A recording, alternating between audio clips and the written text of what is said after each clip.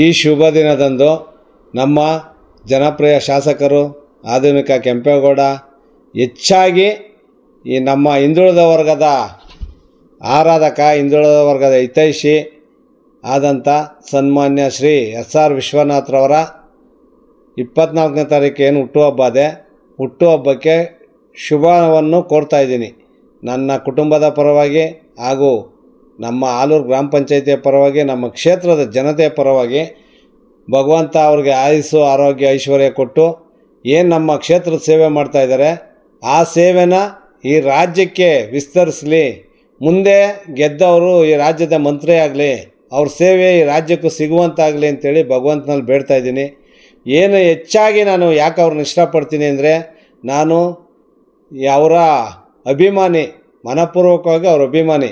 ಅವರಲ್ಲಿ ಯಾವುದೇ ಜಾತಿ ಭಾವ ಇಲ್ಲ, ಯಾವುದೇ ದ್ವೇಷ ಅಸೂಯೆ ಇಲ್ಲ. ಎಲ್ಲರನ್ನೂ ಸ್ವಂತ ಕುಟುಂಬದವ್ರ ಥರ ಪ್ರೀತಿಸ್ತಾರೆ. ನಾವು ಹಿಂದುಳಿದ ವರ್ಗದವರು, ಇವರು ಮೇಲ್ಜಾತಿ, ಇವ್ರು ಕೀಳು ಜಾತಿ ಅಂತ ಯಾವುದೂ ನೋಡಲ್ಲ. ನಾವು ಯಾವಾಗ ಬಾರಣ ನಮ್ಮ ಮನೆಗೆ ಊಟ ಮಾಡು ಅಂದರೆ ಇಮ್ಮಿಡಿಯೇಟಾಗಿ ಬಂದು ನಮ್ಮ ಜೊತೆ ಕೂತ್ಕೊಂಡು ಊಟ ಮಾಡ್ತಾರೆ. ಅದಕ್ಕೆ ನಾವು ಹೆಚ್ಚಾಗಿ ಅವ್ರನ್ನ ನಮ್ಮ ಸ್ವಂತ ಕುಟುಂಬದವ್ರ ಥರ ನಾವು ಅವ್ರನ್ನ ಪ್ರೀತಿಸ್ತೀವಿ. ಭಗವಂತ ಮತ್ತೊಮ್ಮೆ ಮಗದೊಮ್ಮೆ ಅವ್ರಿಗೆ ಆಯಸ್ಸು, ಆರೋಗ್ಯ ಕೊಟ್ಟು ಅವ್ರ ಕುಟುಂಬನ ತುಂಬ ಉನ್ನತ ಸ್ಥಾನಕ್ಕೆ ಏರಿಸಲಿ.